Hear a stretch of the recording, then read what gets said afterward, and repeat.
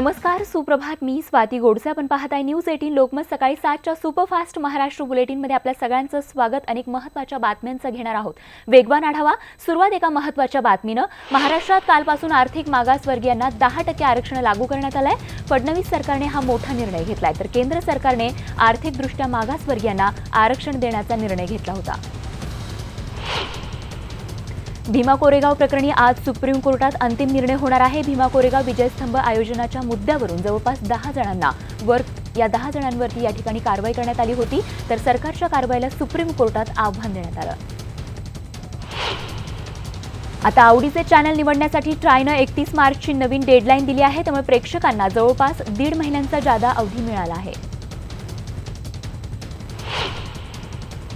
दरम्यान याआधी ट्रायनं 31 जानेवारीची डेडलाईन दिली होती, मात्र अनेक जणांनी नव्या नियमानुसार टीव्ही चॅनलचे पॅक निवडलेले नाहीत. तसंच चॅनल पॅक कसा निवडायचा याबाबत देखील अनेकांमध्ये अजूनही संभ्रम कायम आहे. अर्थसंकल्पात मोदी सरकारनं अल्पभूधारक शेतकऱ्यांना 6,000 रुपयांचं वार्षिक अनुदान जाहीर केल्यानंतर फडणवीस सरकारनं राज्यातल्या शेतकऱ्यांना हा मोठा दिलासा दिलाय. 28 फेब्रुवारीच्या आत शेतकऱ्यांच्या खात्यावर पैसे जमा करण्याचे निर्देश देण्यात आले. तर रुग्णाची फसवणूक करणाऱ्या हॉटेल चालकाला मनसेने ठाणे जिल्हा प्रमुख अविनाश जाधव यांनी चांगला चोप दिलाय. मुंबईलगतच्या विरारमधल्या एका राजू शेट्टी नावाच्या हॉटेल चालकानं कॅन्सर पीडित रुग्णाला लाखोंचा गंडा घातल्याचा आरोप आहे. साताऱ्यात एका कार्यक्रमात भाषणासाठी उभ्या राहिलेल्या उदयनराजेंनी उपस्थितांचं चांगलंच मनोरंजन केलं. आमंत्रितांना भाषणाचा कंटाळा आला असल्याचा अंदाज घेत उदयनराजेंनी चक्क गाण्याला सुरुवात केली. हमें तुमसे प्यार कितना हे किशोर कुमारच्या आवाजातलं गाणं त्यांनी आळवण्याचा या ठिकाणी प्रयत्न केला. शरद पवार सोलापूरच्या माढा मतदारसंघातून लोकसभेसाठी निवडणूक लढणार असल्याचं कळतं. या संदर्भात दिल्लीमध्ये शरद पवार आणि विजयसिंग मोहिते पाटलांमध्ये बैठक झाली आहे.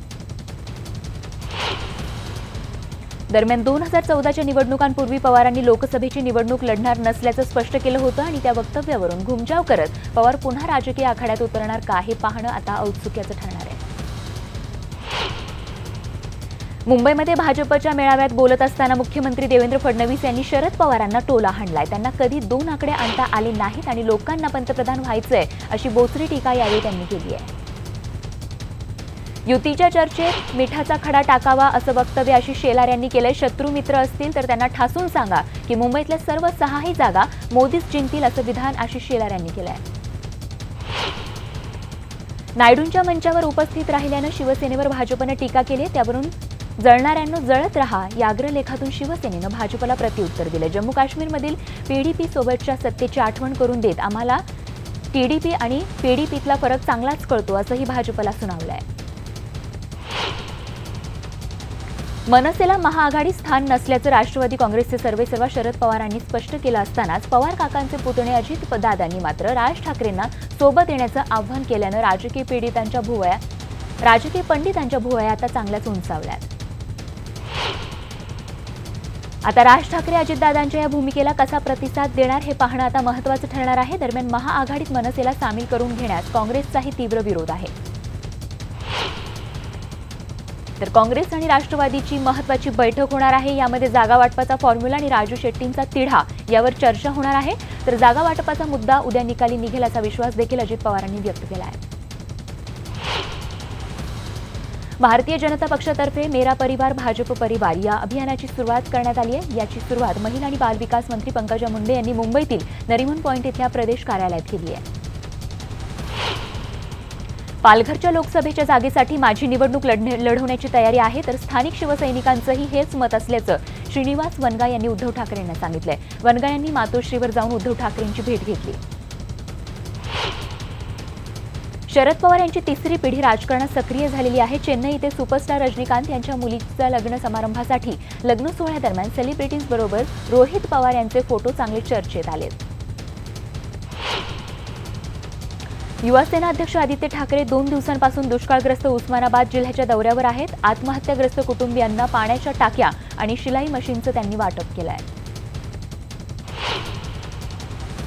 डोंबिवलीच्या ठाकुर्ली परिसरात मोठी पाईपलाईन रात्री फुटली. ठाकुर्ली पूर्वेच्या जलाराम मंदिर परिसरात ही घटना घडली. पाईपलाईन फुटल्यानं लाखो लिटर पाणी या ठिकाणी वाया गेलंय. तूर हरभरा उत्पादक शेतकरी अद्याप अनुदानापासून वंचित आहेत. अशा अनुदानापासून वंचित असलेल्या शेतकऱ्यांची माहिती सादर करण्याचं आवाहन सहकार मंत्री सुभाष देशमुख यांनी केलं आहे. भिवंडी शहरातील कनेरी पारसिक बँकेसमोर यंत्रमा कारखान्याला अचानक आग लागली. यावेळी अग्निशमन दलाच्या 2 गाड्यांच्या मदतीनं ही आग विझवण्यात यश आलंय. भिवंडी शहरातील पिराणीपाडा इथे रहिमत कॉम्प्लेक्सच्या पार्किंगमध्ये 5 मोटारसायकलींना अज्ञात माथे फिरून आग लावून जाळल्याची घटना घडली आहे. या अज्ञात विरोधात शांतीनगर पोलीस ठाण्यात गुन्हा दाखल करण्यात आला आहे. नाशिकमध्ये गंगावरे गावामध्ये जनावरांवर बिबट्यानं हल्ला केला. यामध्ये 2 जनावरं मारली गेली आहेत. औरंगाबादच्या करमाडमध्ये एका पीएसआयनं व्यापाऱ्याला मारहाण केल्याचं समोर आलंय. पीएसआय हे एका नागरिकाला भर रस्त्यात मारत होते. औरंगाबादमधील उद्योग होऊ घातलेल्या वीज दरवाढी विरोधात आक्रमक झाले आहेत. उद्योगासंबंधित सर्व संघटनांनी वीज बिल जाळून निषेध केलाय. पंढरपुरात अंगणवाडी कर्मचाऱ्यांनी विविध मागण्यांसाठी प्रकल्प कार्यालयासमोर आंदोलन केलंय. पंतप्रधान नरेंद्र मोदी यांनी जाहीर केलेली मानधनवाढ तातडीनं द्यावी, सेविकांना आणि मदतनीसांना एकत्र सुट्टी मिळावी अशा विविध मागण्यांसाठी यावेळी जेलभरो आंदोलन करण्यात आलं. सांगली जिल्हा परिषदवरती अंगणवाडी सेविकाच्या आपल्या विविध मागण्यांसाठी या ठिकाणी त्यांनी भव्य मोर्चा आणि थाळीनाद आंदोलन केलं. अंगणवाडी सेविकांना मानधन नको, वेतन द्या अशा विविध मागण्यांसाठी गेल्या अनेक महिन्यांपासून या ठिकाणी आंदोलन केलं जात आहे. अमरावती जिल्ह्यातील शेतकरी, शेतमजूर, बेरोजगारांच्या वतीनं अमरावती जिल्हाधिकारी कार्यालयावर मोर्चा काढण्यात आला. वाढीव मोबदल्यासह अन्य मागण्या मान्य होईपर्यंत जिल्हाधिकारी कार्यालयाबाहेर अशाच पद्धतीने ठिय्या आंदोलन देण्याची भूमिका या आंदोलकांनी घेतली आहे. गॅस सिलेंडर घेऊन जाणारा ट्रक उलटला. मनमाडजवळ पुणे इंदोर मार्गावर झालेल्या अपघातामुळे वाहतुकीचा मोठा खोळंबा झाला होता. वर्धा शहरात मुख्य रेल्वे स्थानकातील चौकातून भरधाव आलेल्या ट्रॅव्हल्सने रस्त्यात उभ्या असणाऱ्या दुचाकी आणि 4 चाकी वाहनांना धडक दिली आहे. यावेळी अर्धा किलोमीटरपर्यंत वाहनांना फरफटत नेल्याचा धक्कादायक प्रकार समोर आला आहे. धुळे जिल्ह्यातील पिंपळनेर टोलनाक्याजवळ एसटी बसच्या अपघाताच्या दुर्घटनेत एक नवीन ट्विस्ट समोर आलं. या बस चालकानं अतिवेगात बस चालवल्यामुळेच ही दुर्घटना झाली असल्याचं चौकशीमध्ये समोर आलंय. मुंबई पुणे महामार्गावर कामशेत इथे एक भीषण अपघात झाला. यावेळी भरधाव वेगात असलेल्या टँकर चालकाचं नियंत्रण सुटल्यानं शेजारील महिंद्रा पिकअप गाडीला जोरदार धडक देण्यात आली आहे. वर्धा शहरात भुयारी गटार योजनेअंतर्गत पाईपलाईन टाकण्याचं काम मुख्य रस्त्यापर्यंत सुरू आहे. पाईपलाईन टाकल्यानंतर नालीमध्ये मुरुम टाकून व्यवस्थित बुजवण्यात येत नाहीये. त्यामुळे या ठिकाणच्या अपघातांमध्ये वाढ झाली आहे. बघत पुढची बातमी. बुलढाणा जिल्ह्यात यावर्षी अत्यल्प झालेल्या पावसामुळे पाणी टंचाईचे चटके जाणवायला लागलेत. फेब्रुवारीच्या पहिल्या आठवड्यात तब्बल 278 गावांमध्ये पाणी समस्येनं या ठिकाणी वेढलं असून 315 उपाययोजना सुरू करण्यात आल्या आहेत.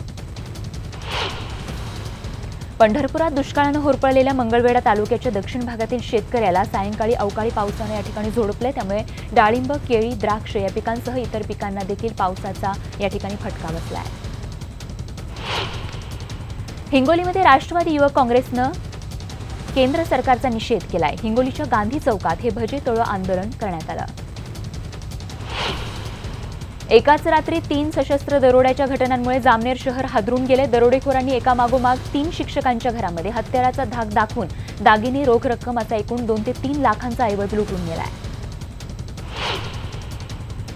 वाशिम जिल्ह्यातील कारंजा उपजिल्हा रुग्णालयाचे मागील 3 वर्षांपासून भिजत घोंगडं आहे. याविरोधात मनसेने या ठिकाणी शिवसेनेचे माजी आमदार प्रकाश डहाकेच्या नेतृत्वात सलाईन आंदोलन करून याचा निषेध करण्यात आला आहे.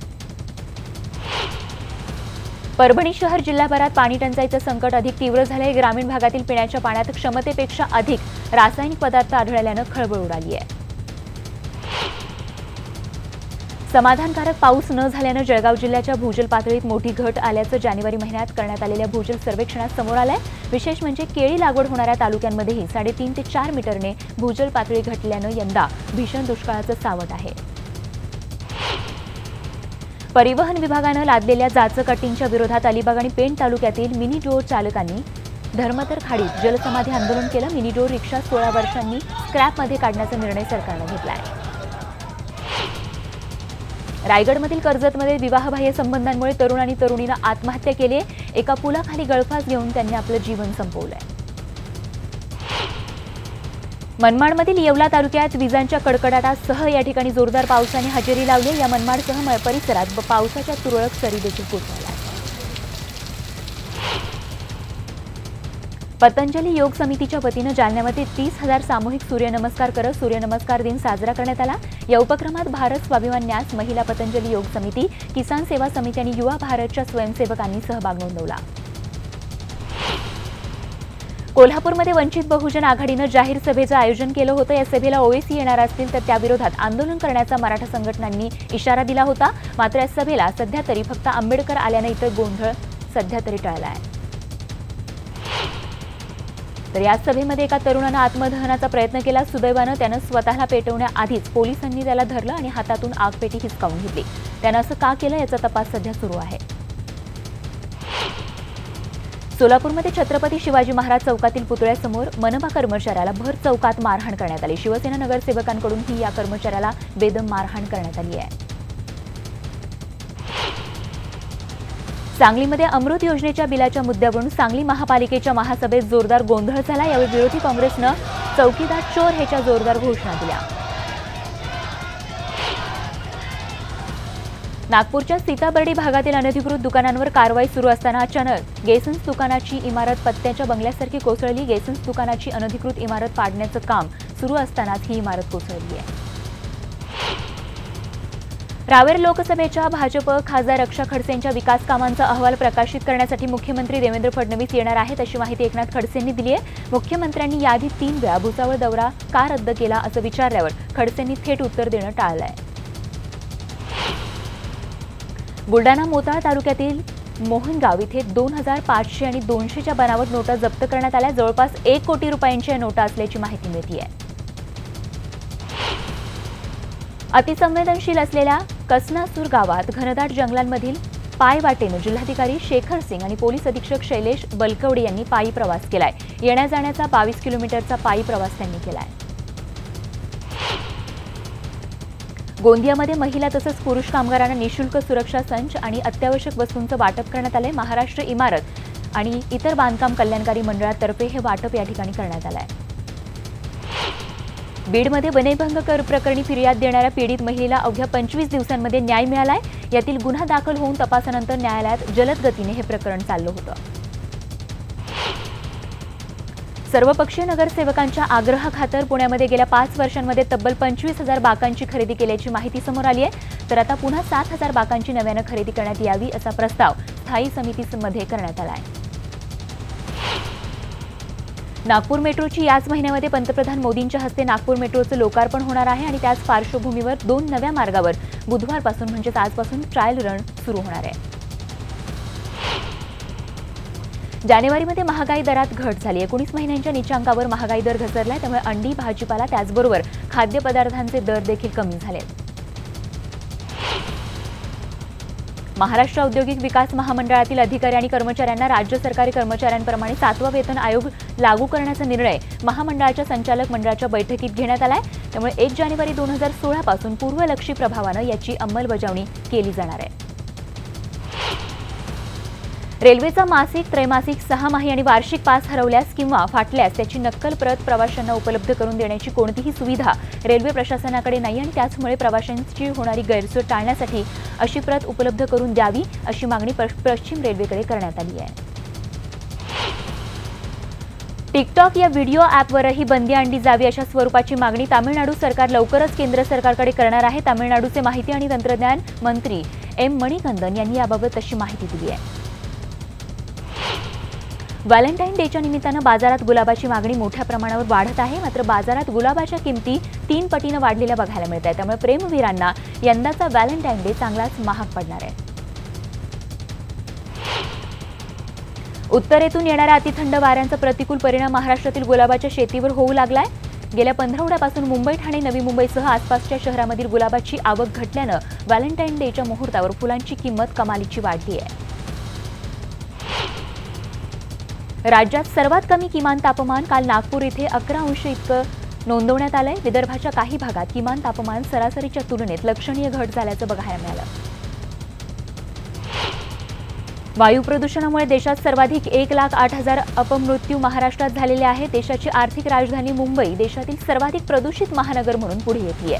देशात दरवर्षी 24 लाख मृत्यू वायू प्रदूषणामुळे होत आहेत। आगामी काळात नागपूर, पुणे, औरंगाबाद, बोरिवली आदी निवडक रेल्वे स्थानकं विमानतळांप्रमाणे होणार आहेत। सामानाच्या तपासणीसाठी प्रवाशांना रेल्वे गाडी यायच्या सुमारे तासभर आधी या ठिकाणी स्थानकावर यावं लागणार आहे। फुकटात चिकन तंदुरी न दिल्यानं पोलीस वारंवार त्रास देत असल्याचा गंभीर आरोप कल्याणच्या एका हॉटेल व्यावसायिकाने केलाय। पोलीस त्याच्या हॉटेलमध्ये येऊन त्रास देत असतानाचा हा प्रकार सीसीटीव्हीतही कैद झालाय। मुंबई ते नाशिक आणि मुंबई ते पुणे अशी लोकलची चाचणी लवकरच घेतली जाणार आहे। घाटाची मुख्य अडचण असल्यानं इथेच लोकलची चाचणी केली जाणार आहे। मला शेतातल्या बैलगाडीत बसायचं आहे अशी इच्छा व्यक्त केली मिसेस मुख्यमंत्री अमृता फडणवीस यांनी। त्यांची ही इच्छा पिंपरी चिंचवडमधल्या इंद्रायणी थडी जत्रेत पूर्ण झाली। त्यांना बैलगाडीतूनच मंचावर आणण्यात आलं। नाशिकच्या देवळाली कॅम्प आर्टिलरी सेंटरमध्ये तोफांची प्रात्यक्षिकं सादर करण्यात आली। प्रत्यक्ष युद्धभूमीचा थरार यावेळी उपस्थितांना अनुभवायला मिळाला। देशविदेशातील आणखीन काही महत्त्वाच्या बातम्यांचा वेगवान आढावा। राहुल गांधींचं लग्न न झाल्यानेच प्रियांका राजकारणात आल्या असल्याचं सांगत अमित शहांनी काँग्रेसवर निशाणा साधलाय। भाजपमध्ये घराणेशाही नसल्याचं देखील त्यांनी म्हटलंय। आज ममता बॅनर्जींसह सर्व विरोधक दिल्लीतील जंतर मंतर मैदानात एकवटणार आहेत। त्यावेळी विरोधक सत्ताधारी पक्षावर कोणत्या विषयांना घेऊन तोफ डागतात हे पाहावं लागणार आहे। मोदी सरकारनं संसदेची परवानगी न घेता 1,156 कोटी रुपये खर्च केल्याचं संसदेत ठेवण्यात आलेल्या कॅगच्या अहवालातून समोर आलंय। 2017-18 या आर्थिक वर्षाचा कॅग अहवालात ही बाब समोर आली आहे। राफेलवरून काँग्रेस अध्यक्ष राहुल गांधींनी भाजपला पुन्हा एकदा लक्ष्य केलंय। पत्रकार परिषद घेत राहुल गांधींनी फ्रान्स सरकार आणि संरक्षण मंत्रालयामधील देवाणघेवाणीचा ईमेल दाखवलाय। राहुल गांधी यांनी राफेल कराराबाबत केलेले सर्व आरोप खोटे असल्याचं सांगत भारतीय जनता पक्षानं राहुल यांच्यावर पलटवार केला। राहुल यांनी केलेले आरोप निर्लज्जपणाचे आणि खोटे असून राहुल हे प्रतिस्पर्धी एअरक्राफ्ट कंपन्यांसाठी लॉबिंग करण्याचं काम करतात असा प्रत्यारोप केंद्रीय मंत्री रविशंकर प्रसाद यांनी केला आहे। हवाई दलाचं MiG-27 हे लढाऊ विमान राजस्थानच्या जैसलमेर या ठिकाणी कोसळलं। हे विमान प्रशिक्षण देण्यासाठी वापरलं जात होतं। रॉबर्ट वाड्रा यांची बिकानेर जमीन व्यवहार प्रकरणी ईडीनं सुमारे 9 तास चौकशी केली। वाड्रा यांच्यासह त्यांची आई मौरीन यांची देखील ईडीकडून चौकशी करण्यात आली। दरम्यान आज देखील त्यांची चौकशी होणार आहे। संसद भवन परिसरात एका खासदाराची कार तपासणीसाठी न थांबता पुढे जात बॅरिगेट्सला धडकल्यानं काही काळ गोंधळाचं वातावरण निर्माण झालं होतं। अनपेक्षितपणे घडलेल्या या प्रकारामुळे सुरक्षा व्यवस्था हाय अलर्टवर गेली आणि क्विक ॲक्शन फोर्सच्या जवानांनी तत्काळ संसदेला वेढा दिला। देशविदेशातील आणखीन काही महत्त्वाच्या बातम्या थोडक्यात। भारताची जगविख्यात नेमबाज राही सरनोबतला गेल्या 2 महिन्यांपासून पगार मिळत नसल्याची धक्कादायक बातमी पुढे आली आहे। राहीबरोबरच पूजा घाटकर आणि दीपिका जोसेफ यांना देखील पगार मिळाला नसल्याची गोष्ट प्रकाशझोतात आली आहे।